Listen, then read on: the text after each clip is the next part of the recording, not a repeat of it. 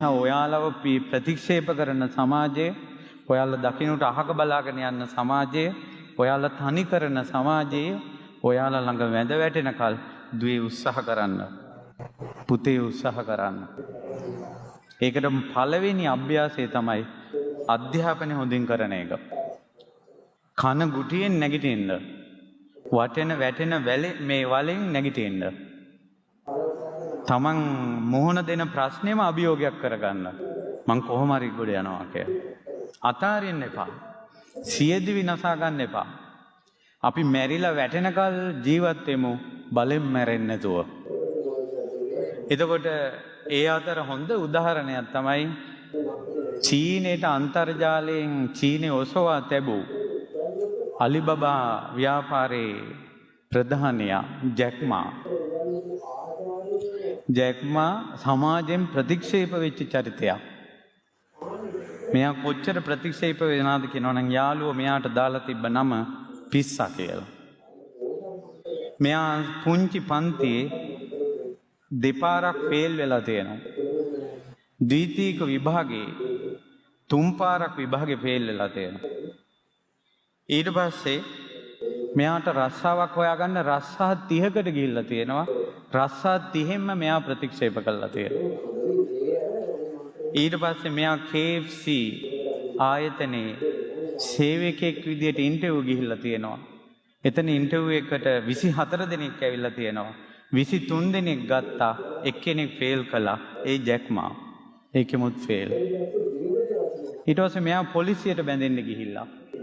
ඒ interview එකට 5 දෙනෙක් interview ඇවිල්ලා තියෙනවා. 4 දෙනෙක් ගත්තා. එක්කෙනෙක් ෆේල්. ඒ ජැක්මා. ඊට පස්සේ මෙයාට කියලා උඹගේ පිස්සු වැඩ නතර කරපන් කියලා. ඊට පස්සේ මෙයා පුංචි රස්සාවක් පටන් අරන් ඒකෙන් අර බහඬු හොමාරු කරන පුංචි ව්‍යාපාරයක් ආරම්භ කළා. එතකොට ඒ සමාජයට ඒක අලුත් දෙයක් නිසා මේ ජැක්මා පිස්සු වැඩ කරනවා කියලා සමාජය ප්‍රතික්ෂේප කළා. එයා චීනේ ධනවතා බවට පත් වෙලා කිව්වා පිස්සෙක් වෙන එක හොඳයි මෝඩෙක් වෙනවට වඩා. ඒ නිසා මේක පිස්සෙක් වගේ ඉගෙන ගන්නවා කියලා ඔයාලට කවුරු හරි කියයි. මූ පිස්සෙක් වගේ මේ මහන්සි වෙන්නේ කියලා කියයි. ඒ පිස්සා කියන වචනේ හොඳයි.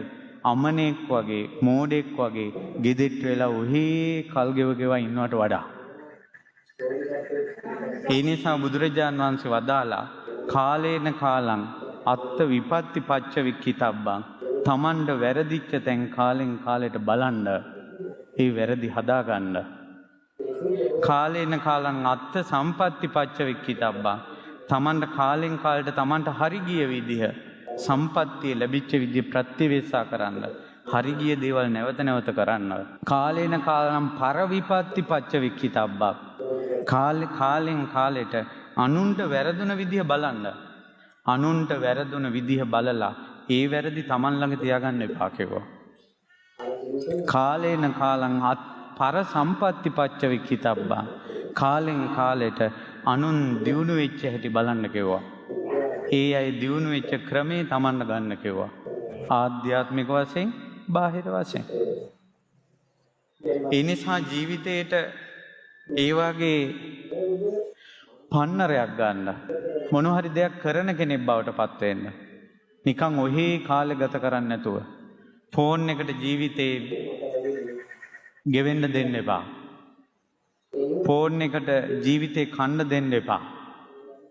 ඊළඟට ආදරේ කියලා කොහෙවත් යන ගෑනු ළමයෙකුට තමන්ගේ ජීවිතේ විනාශ කරන්න දෙන්න එපා. ආදරේ කියලා කොහෙවත් ඉන්න කොල්ලෙකුට තමන්ගේ අනාගතේ විනාශ කරන්න දෙන්න එපා. තමන්ගේ අනාගතේ තමන් හදාගන්න. තමන්ගේ විශ්වාසය අනිත් අය කඩනකොට විශ්වාස කඩන ලෝකේ තමන් බලවතෙක් විදියට නැගී හිටින්න. ඒ බලවතෙක් විදියට නැගී හිටින්න අසරණ කමෙන් බෑ. අභිමාණයෙන් පුළුවන්.